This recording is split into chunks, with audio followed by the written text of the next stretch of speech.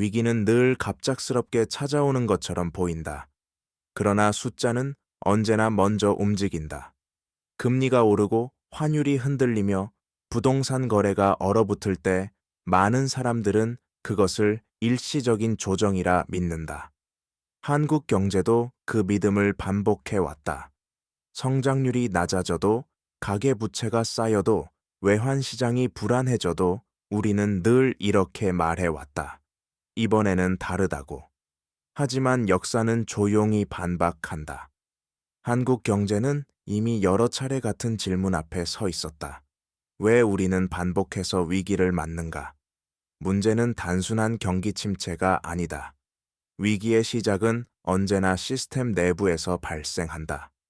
유동성이 넘칠 때 과도한 부채가 쌓이고 금리가 낮을 때 위험은 보이지 않게 축적된다. 그러다 작은 충격 하나가 모든 것을 드러낸다. 환율이 급변하고 CDS 프리미엄이 오르며 시장은 신뢰를 거둬들인다. 이 과정은 낯설지 않다. 아시아 외환위기, 글로벌 금융위기, 그리고 그 이후의 수많은 경고 신호들. 문제는 우리가 그것을 위기로 인식하지 못한 순간들이다. 숫자는 거짓말을 하지 않는다. 다만 우리는 숫자가 말하기 전에 귀를 막아왔을 뿐이다. 이 다큐멘터리는 한국 경제가 왜 같은 길을 반복해 왔는지, 그리고 그 반복이 개인의 삶에 어떤 흔적을 남겼는지를 차분히 따라간다. 위기는 과거의 사건이 아니라 현재 진행형의 구조다.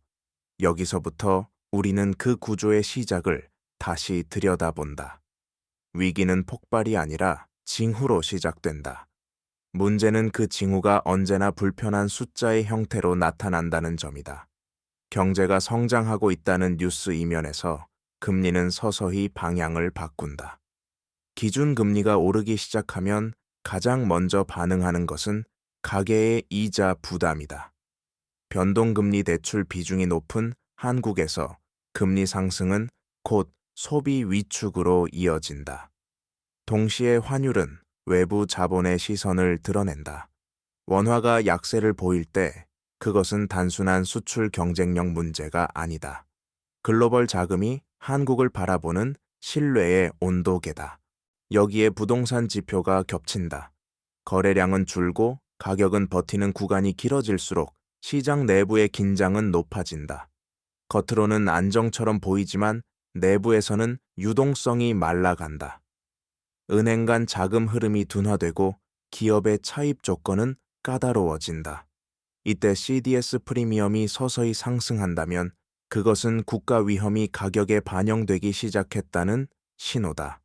많은 사람들은 이런 변화를 개별 사건으로 해석한다.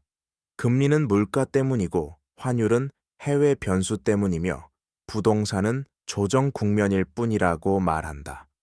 그러나 위기는 언제나 연결된 흐름 속에서 자란다. 하나의 숫자는 경고가 아니지만 여러 숫자가 같은 방향을 가리킬 때 그것은 이미 신호다. 한국 경제는 과거에도 이 신호들을 보았다. 다만 우리는 그것을 위기의 전조가 아닌 소음으로 취급해왔다. 그 순간부터 위기는 이미 시작되고 있었다. 경제 충격은 한 지점에서 발생하지만 파급은 구조 전체로 번진다. 그 출발점은 언제나 자금의 흐름이다. 유동성이 풍부할 때 기업과 가게는 빚을 통해 성장을 앞당긴다. 이 시기에는 위험이 보이지 않는다.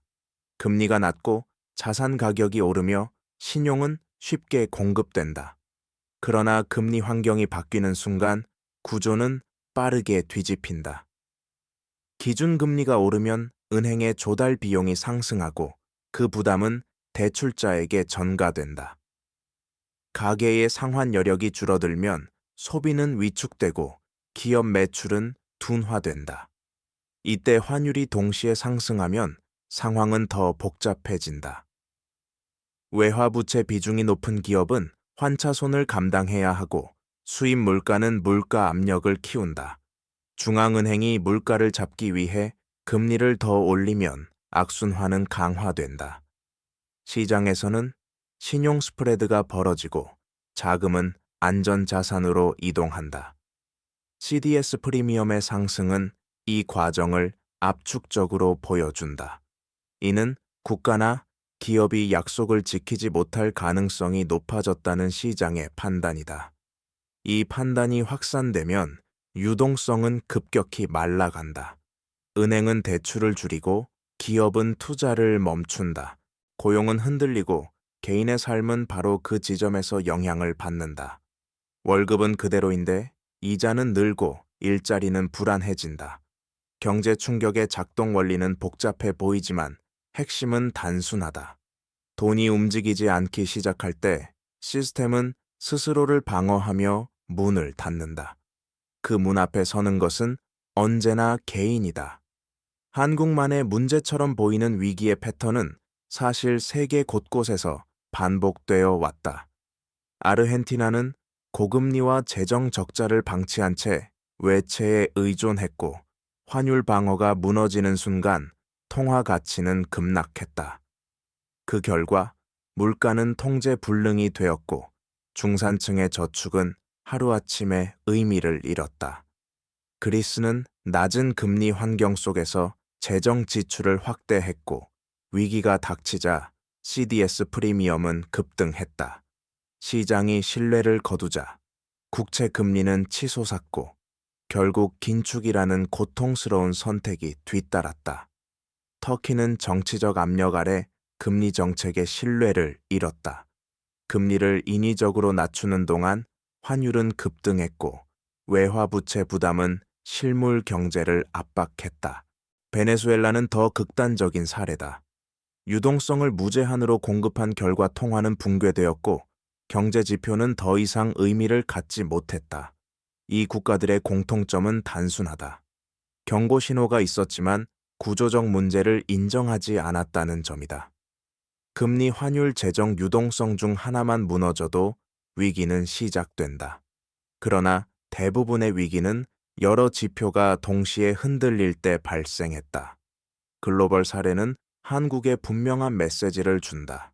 위기는 외부에서 오는 것이 아니라 내부의 취약성이 외부 충격과 만날 때 현실이 된다. 역사는 다르지만 숫자가 말하는 언어는 같다. 글로벌 위기의 메커니즘은 한국 경제에 고스란히 투영된다. 수출 의존도가 높은 구조에서 환율 변동은 곧 기업 실적과 고용으로 이어진다. 원화 약세는 단기적으로 수출 기업의 숨통을 트이워주는 것처럼 보이지만 원자재와 에너지 수입 가격이 오르며 비용 압박을 키운다. 동시에 가계는 물가 상승을 체감한다. 식료품과 공공요금 주거 비용이 오르지만 임금은 그 속도를 따라가지 못한다. 금리가 높은 수준을 유지하면 가계부채의 부담은 빠르게 커진다. 특히 부동산 시장이 조정을 받는 국면에서는 자산 가치 하락과 상환 부담이 동시에 나타난다. 기업 역시 자유롭지 않다. 유동성이 줄어들면 중소기업부터 자금 조달이 막힌다. 신용 등급이 낮은 기업은 금리 인상분을 고스란히 떠안고 투자는 보류된다. 이 과정에서 고용은 위축되고 비정규직과 자영업자가 먼저 타격을 받는다. 국가 지표가 흔들릴수록 개인의 삶은 더 직접적인 압박을 받는다. CDS 프리미엄의 변화는 뉴스 속 숫자에 불과해 보이지만 그 의미는 분명하다. 금융시장이 위험을 느낄수록 그 비용은 실물 경제와 가계로 전가된다. 한국 경제의 위기는 통계표 안에만 머물지 않는다. 그것은 매달 통장을 확인하는 개인의 현실로 이어진다. 위기가 가시화되면 정부와 중앙은행은 선택의 기로에 선다. 물가를 잡기 위한 금리 인상과 경기를 지키기 위한 완화 정책은 동시에 갈 수 없다. 중앙은행은 기준금리를 통해 신호를 보낸다. 인플레이션이 높을 때 금리를 올리면 환율은 안정될 수 있지만 가계와 기업의 부담은 커진다. 반대로 금리를 낮추면 단기 유동성은 살아나지만 외국 자본의 이탈과 환율 불안이 뒤따를 수 있다. 정부는 재정 정책으로 균형을 시도한다. 세입이 줄어드는 국면에서 지출을 늘리면 경기 방어는 가능하지만 국가 부채와 재정 신뢰는 시험대에 오른다. 외환 시장이 흔들릴 때는 외환 보유액과 스와프 라인이 방패가 된다. 그러나 방패는 영원하지 않다. IMF 외환위기 당시처럼 신뢰가 무너지면 정책 수단의 효과는 급격히 떨어진다. 그래서 위기 대응의 핵심은 타이밍과 신뢰다. 시장이 정책의 일관성을 믿을수록 CDS 프리미엄은 억제되고 자금 흐름은 유지된다. 반대로 메시지가 흔들리면 작은 정책 변화도 과도한 반응을 낳는다. 위기 국면에서 정부와 중앙은행의 대응은 숫자 이상의 의미를 갖는다. 그것은 시장과 개인에게 보내는 신뢰의 언어다. 신뢰가 유지될 때만 정책은 시간을 벌 수 있다. 위기가 구조의 문제라면 개인의 대응은 선택의 문제다. 중요한 것은 예측이 아니라 준비다. 금리와 환율은 개인이 통제할 수 없지만 부채 구조는 조정할 수 있다. 변동금리 비중이 높다면 금리 상승 구간에서 위험은 기하급수적으로 커진다. 상환 능력을 기준으로 한 부채 관리가 우선이다.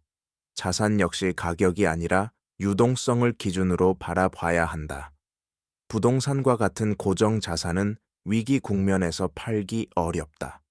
반면 현금과 단기 금융 자산은 선택의 시간을 벌어준다. 소비 구조도 달라져야 한다. 위기에서는 소득보다 지출의 경직성이 더 큰 위험이 된다. 고정비를 줄이고 예상치 못한 상황을 버틸 수 있는 여유 자금을 확보하는 것이 중요하다. 직업 안정성에 대한 점검도 필요하다. 특정 산업과 시장에만 의존한 소득 구조는 충격에 취약하다. 추가적인 기술과 수입원은 위기 속에서 생존력을 높인다. 경제 지표는 멀게 느껴지지만 금리와 환율의 변화는 결국 개인의 선택을 시험한다. 위기는 모두에게 공평하지 않다. 준비된 사람에게는 충격이 되고 준비되지 않은 사람에게는 붕괴가 된다. 이 차이는 위기가 오기 전에 판단해서 이미 만들어진다. 위기는 끝났다는 선언으로 사라지지 않는다. 숫자가 안정되고 시장이 조용해질 때 사람들은 다시 안도한다. 한국 경제도 늘 그 지점에서 같은 선택을 해왔다. 단기 회복을 구조 개선으로 착각하고 위기의 원인을 외부 변수로 돌린다. 그러나 위기가 남긴 것은 언제나 흔적이다. 가계부채는 이전보다 더 높은 수준에서 출발하고 자산 가격은 양극화를 심화시킨다. 회복기에는 위험이 다시 축적된다. 유동성이 풀리고 금리가 낮아지면 우리는 또다시 성장의 속도에 집중한다. 하지만 질문은 여전히 남는다. 왜 우리는 같은 위기를 반복하는가? 답은 불편하지만 분명하다. 구조를 바꾸지 않았기 때문이다. 위기는 한 번의 사건이 아니라 하나의 순환이다. 이 순환을 끊지 못하면 다음 위기는 더 조용히, 더 깊게 다가온다. 개인의 삶에서도 마찬가지다. 위기를 겪고 나서도 소비와 부채의 구조가 바뀌지 않는다면 충격은 반복된다. 이 다큐멘터리가 던지는 마지막 질문은 단순하다. 우리는 위기를 기억할 것인가? 아니면 다시 잊을 것인가? 숫자는 이미 다음 국면을 향해 움직이고 있다. 선택은 언제나 위기 이후가 아니라 위기 이전에 이루어진다. 위기의 반복을 이해하려면 한국 경제의 고유한 구조를 직시해야 한다. 한국은 빠른 성장 속에서 효율을 최우선으로 설계된 경제다. 수출, 부동산, 신용 팽창은 성장의 엔진이었고 동시에 취약성의 근원이 되었다.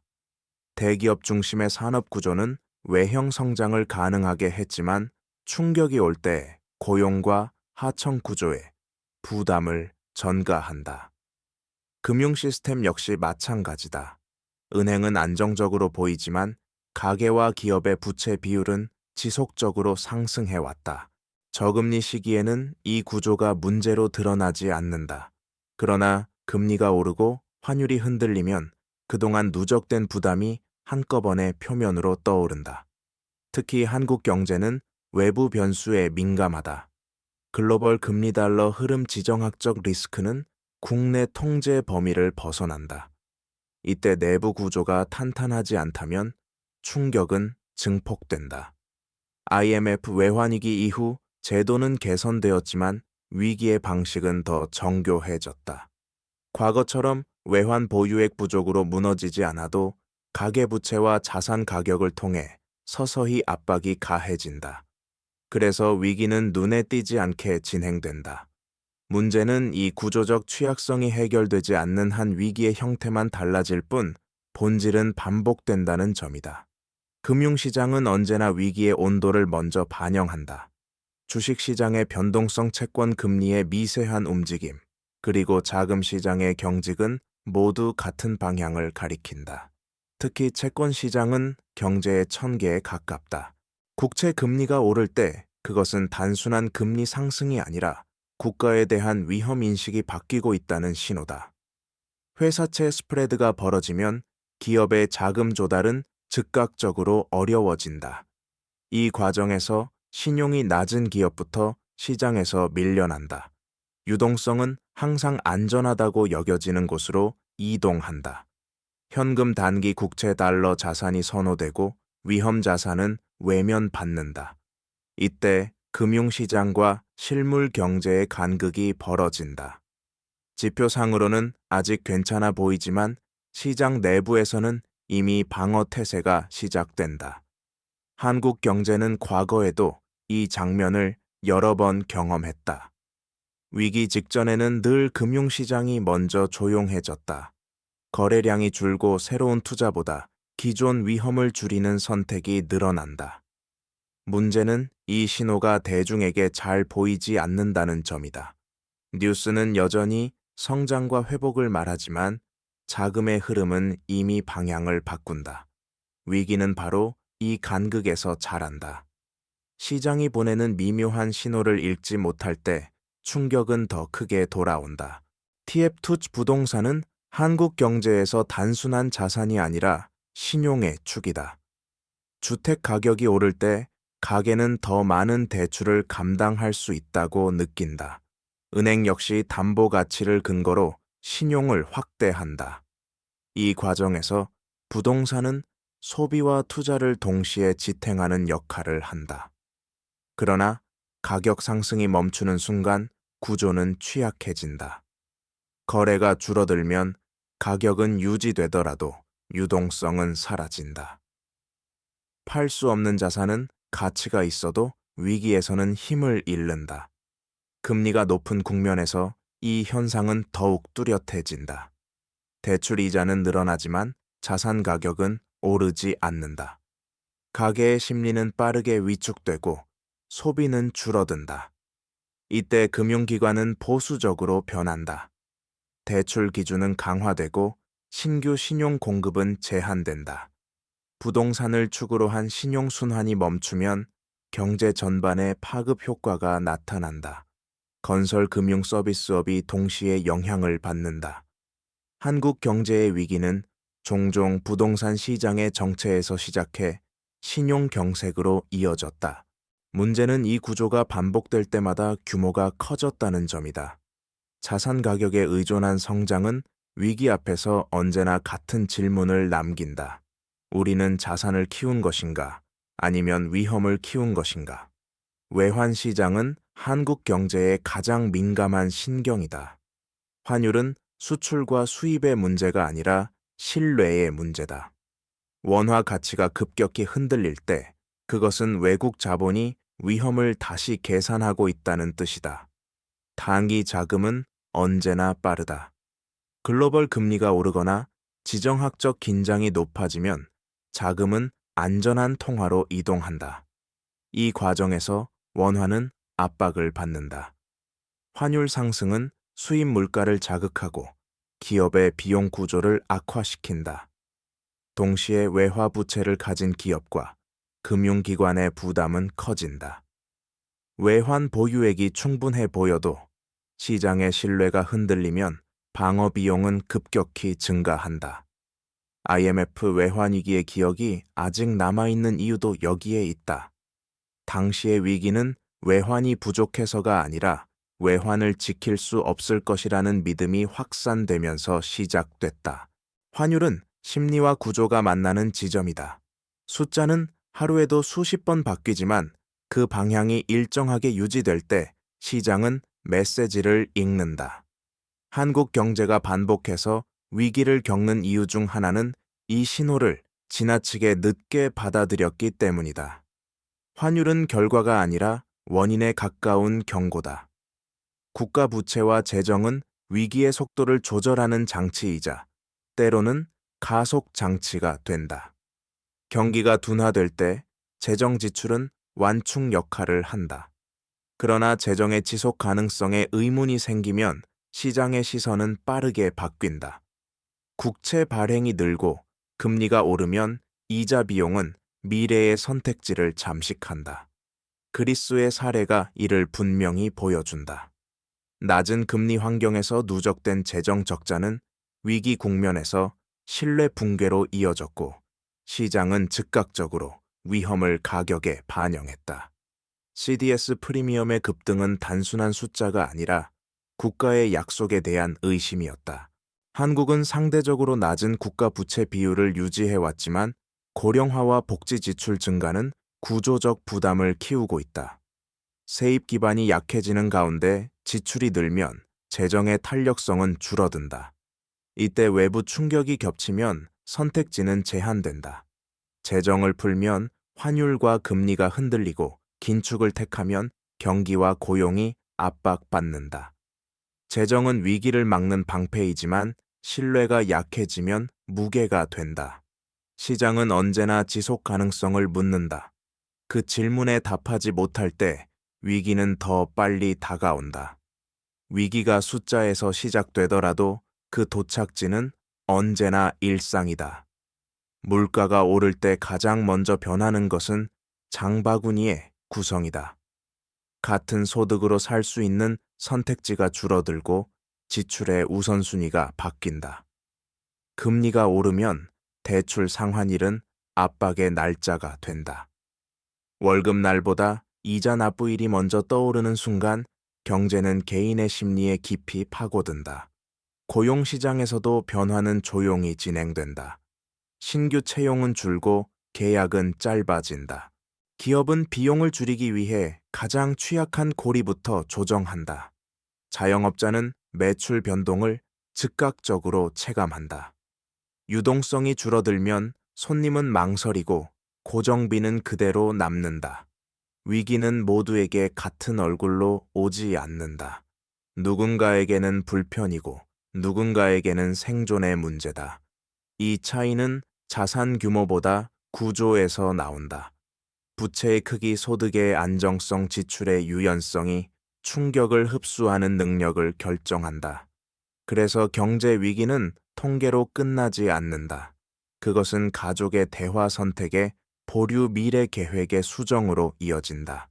위기의 본질은 성장의 둔화가 아니라 삶의 여유가 사라지는 과정이다. 위기를 반복하지 않기 위해서는 과거의 기억을 제도로 남겨야 한다. 그러나 한국 경제는 기억보다 속도를 선택해왔다. 위기 직후에는 규제가 강화되고 경계심이 높아진다. 시간이 지나면 성과 압박이 다시 고개를 든다.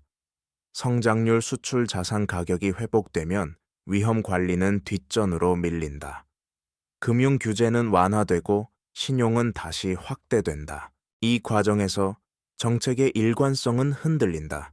시장은 이를 빠르게 감지한다. 정책이 상황에 따라 바뀐다는 인식이 퍼지면 기대는 불안으로 변한다. 금리와 환율이 안정되어 있어도 신뢰는 낮아진다. 위기는 이렇게 축적된다.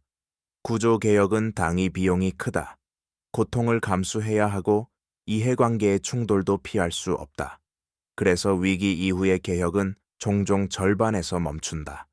그러나 절반의 개혁은 다음 위기의 씨앗이 된다. 숫자는 개선되었지만 구조는 그대로 남는다. 반복의 이유는 단순하다.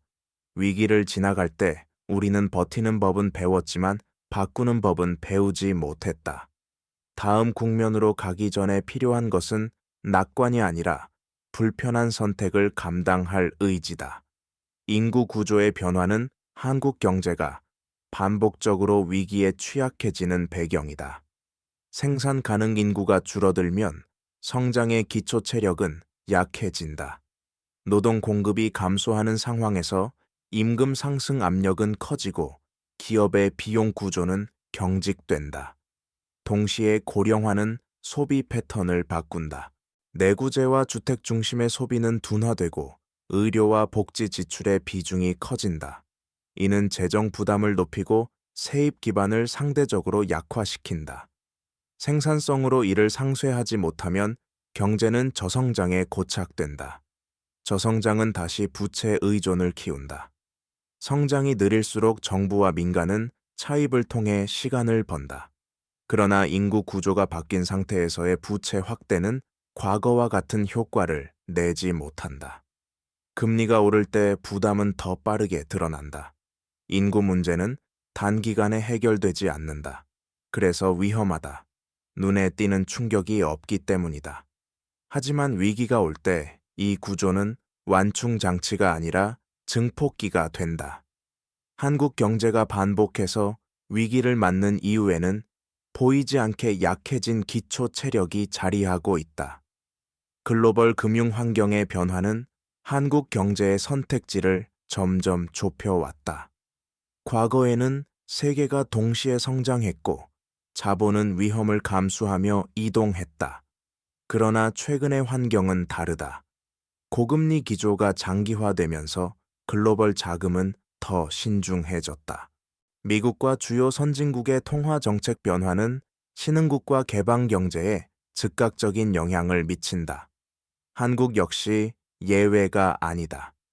글로벌 금리가 오를 때 국내 금리를 동결하면 환율이 흔들리고 금리를 따라 올리면 내수가 압박받는다. 어느 쪽이든 비용이 발생한다. 문제는 이 선택이 반복될수록 정책의 여지가 줄어든다는 점이다. 금융시장은 이러한 제약을 빠르게 반영한다. 변동성이 커질수록 자본은 단기화되고 장기 투자는 줄어든다. 이는 성장 잠재력을 약화시키고 다시 위기 가능성을 높인다. 글로벌 환경은 한국이 통제할 수 없는 영역이다. 그래서 더 중요한 것은 내부 구조의 탄력성이다. 외부 충격이 올 때 흡수할 수 있는 여력이 없다면 같은 충격도 더 큰 위기로 돌아온다. 반복되는 위기의 배경에는 점점 거칠어지는 세계 경제의 흐름이 자리하고 있다. 위기의 국면에서 자주 간과되는 요소는 심리다. 시장은 숫자로 움직이지만 그 숫자를 해석하는 것은 사람이다. 기대가 바뀌는 순간 같은 지표도 전혀 다른 의미를 갖는다. 소비자가 미래를 불안하게 느끼면 지출은 즉시 줄어든다. 기업이 불확실성을 크게 인식하면 투자는 멈춘다. 이 과정은 통계에 반영되기 전에 이미 현실에서 진행된다. 한국 경제는 위기 국면마다 심리의 급변을 경험해왔다. 환율이 급등하면 공포는 빠르게 확산되고 작은 뉴스도 과도하게 해석된다. 반대로 회복기에 접어들면 위험은 쉽게 잊힌다. 문제는 이 진폭이다.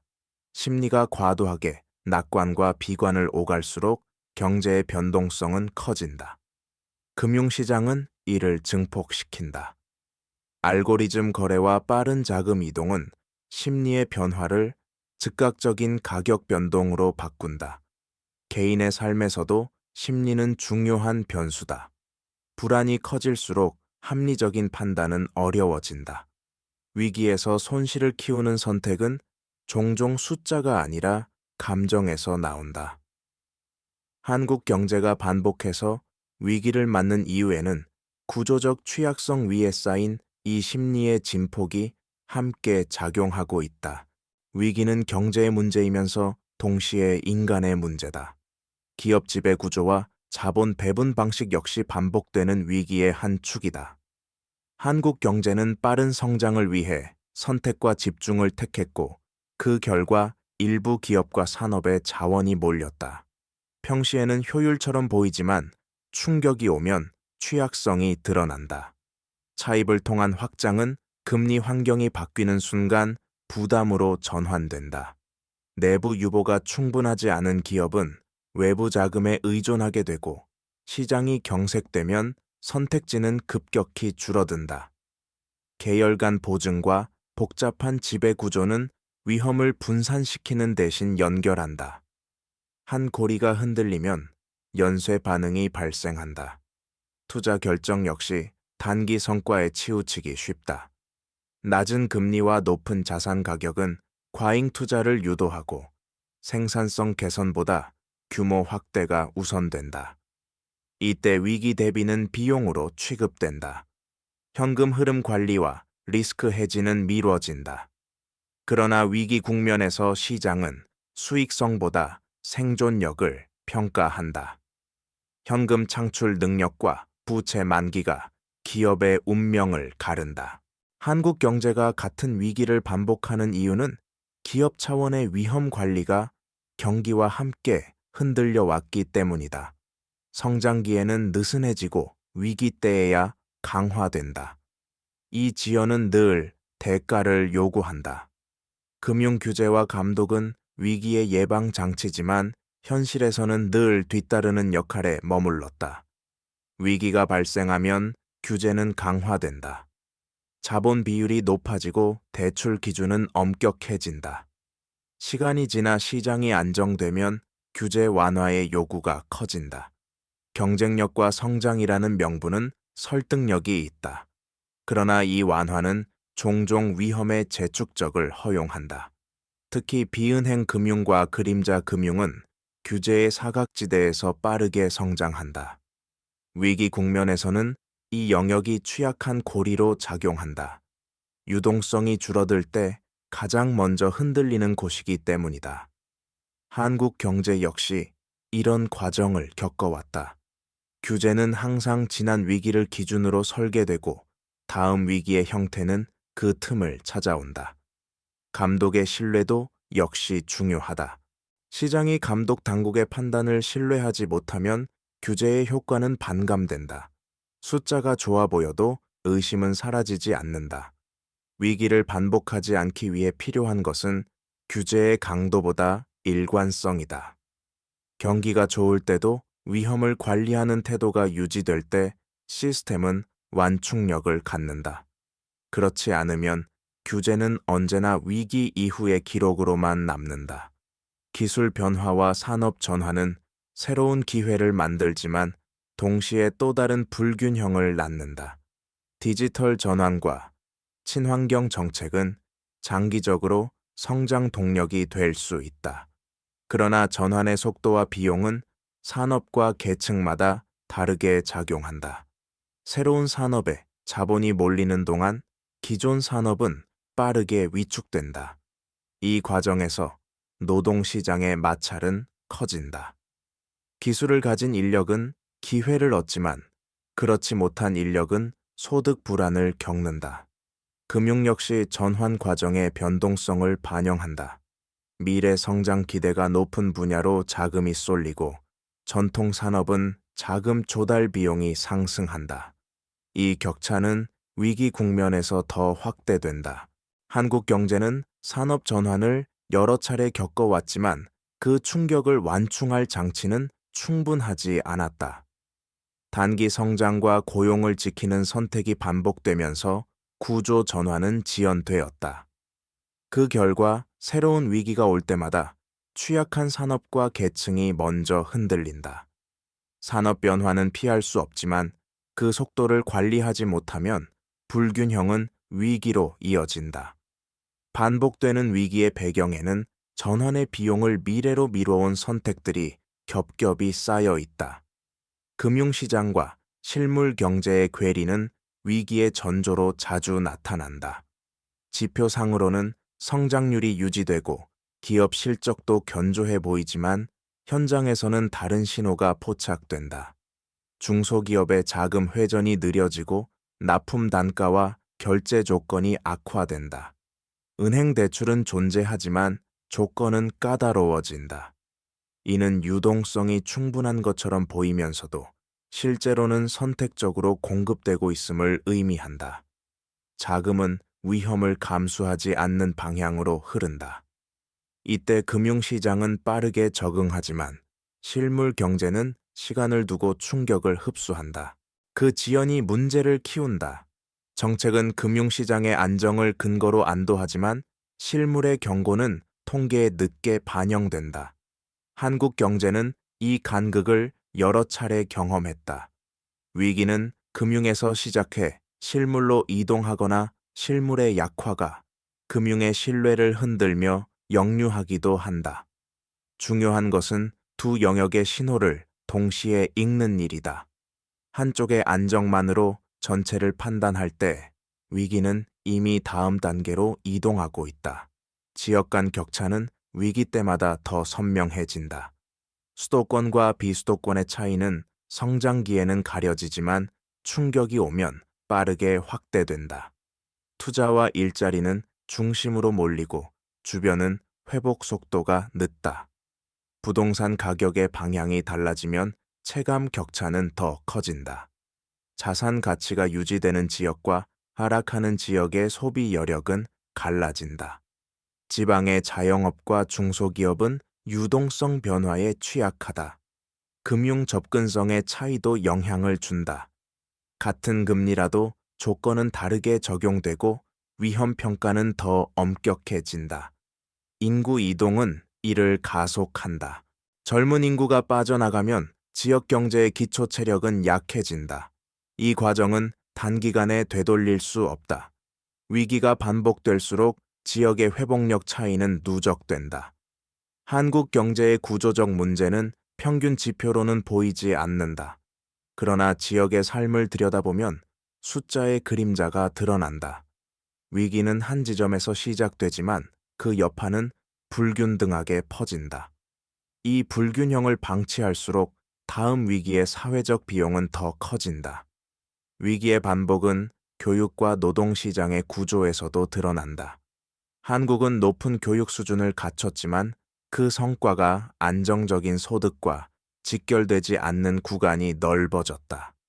청년층은 높은 진입 장벽과 불확실한 경력 경로 앞에 서 있다.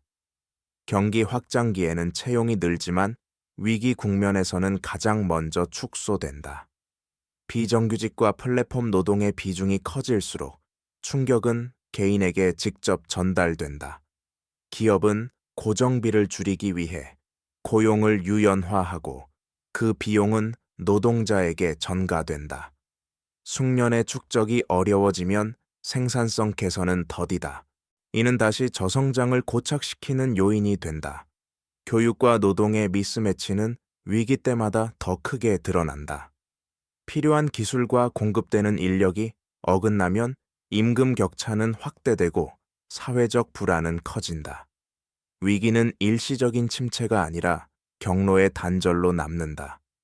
한 세대의 선택지가 줄어들면 그 영향은 다음 위기로 이어진다. 한국 경제가 반복해서 위기를 맞는 이유에는 사람에 대한 투자와 보호가 경기의 파도에 따라 흔들려온 역사도 포함되어 있다. 위기의 반복은 가계 자산 구성에서도 분명히 드러난다. 한국 가계의 자산은 부동산 비중이 높고 금융 자산의 다양성은 제한적이다. 상승기에는 이 구조가 불을 빠르게 키운다. 그러나 하락기에는 선택지가 줄어든다. 가격 조정이 시작되면 매도는 어렵고 대출 상환은 계속된다. 자산의 유동성이 낮을수록 충격은 길게 이어진다. 금융 자산이 충분하지 않으면 위기 국면에서 기회를 잡기도 어렵다. 금리 상승기에는 안전 자산의 수익률이 올라가지만 접근할 여력이 없는 가계는 혜택을 누리지 못한다. 반대로 위험 자산에 과도하게 노출된 경우 손실은 확대된다. 이 격차는 시간이 지날수록 누적된다. 자산 구성의 차이는 단순한 투자 성향이 아니라 구조의 결과다. 주거와 노후를 동시에 해결해야 하는 환경에서 선택은 제한된다. 위기가 반복될수록 가계는 더 보수적으로 변하고 소비 회복은 느려진다. 이는 다시 경기 둔화로 돌아온다. 자산 구조의 경직성은 한국 경제의 순환을 더 거칠게 만든다. 이 고리를 풀지 못하면 다음 위기는 더 많은 시간을 요구한다. 위기의 국면이 깊어질수록 사회적 신뢰는 시험대에 오른다. 경제 시스템은 숫자로 움직이지만 그 기반은 신뢰다. 정책을 믿지 못하면 가게는 소비를 줄이고 현금을 쌓는다. 기업이 미래를 신뢰하지 못하면 투자는 멈춘다. 금융기관이 서로를 의심하면 유동성은 급격히 경색된다. 이때 위기는 스스로를 강화한다. 한국 경제는 위기 때마다 신뢰의 균열을 경험해왔다. 정책 메시지가 엇갈리고 전망이 자주 바뀔수록 시장은 방어적으로 변한다. 불확실성은 위험 프리미엄으로 전환되고 그 비용은 금리와 환율을 통해 확산된다. 개인의 삶에서도 신뢰는 중요하다. 내일의 소득과 제도를 믿지 못하면 장기 계획은 사라진다. 결혼과 출산 투자와 소비는 모두 미뤄진다. 이는 당위 경기의 문제가 아니라 구조의 문제다. 신뢰가 약해진 경제는 회복 속도가 느리다. 숫자가 개선되어도 행동은 따라오지 않는다. 한국 경제가 반복해서 위기를 맞는 이유 중 하나는 위기 이후에도 신뢰를 충분히 회복하지 못했기 때문이다. 신뢰는 가장 느리게 쌓이고 가장 빠르게 무너진다. 위기의 순환을 끊기 위해 필요한 것은 단기 처방이 아니라 구조적 방향 전환이다. 금리와 재정 환율 정책은 시간을 벌 수 있지만 문제를 해결하지는 않는다. 핵심은 경제가 충격을 흡수할 수 있는 탄력성을 갖추는 일이다. 가계부채의 증가 속도를 관리하고 소득과 생산성의 연결을 강화해야 한다.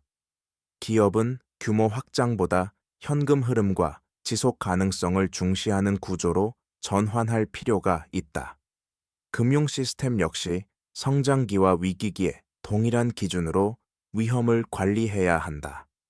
규제는 경기를 따라 움직이는 장치가 아니라 사이클 전반을 관통하는 안전망이어야 한다. 재정은 단기 부양보다 장기 신뢰를 우선해야 한다. 교육과 노동시장에서는 전환 비용을 줄이는 장치가 필요하다. 기술 변화와 산업 이동이 위기로 번지지 않도록 완충 장치를 마련해야 한다. 이런 선택은 당장의 성장률을 낮출 수 있다. 그러나 장기적으로는 위기의 빈도와 강도를 줄인다. 반복되는 위기의 대가는 점점 커진다. 구조를 바꾸지 않는 선택이 가장 비싼 선택이 되는 순간이 온다.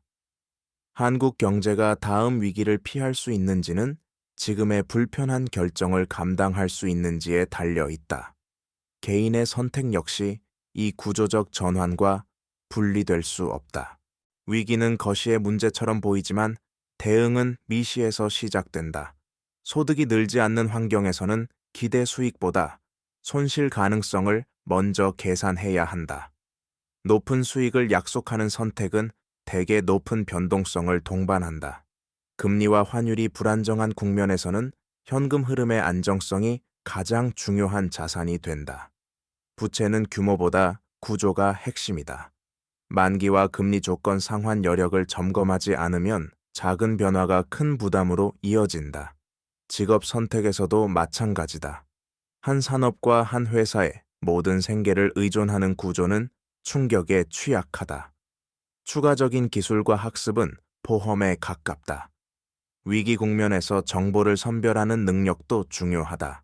과도한 비관과 근거 없는 낙관은 모두 판단을 흐린다. 숫자의 방향을 차분히 읽고 자신의 재무 구조에 맞게 해석해야 한다.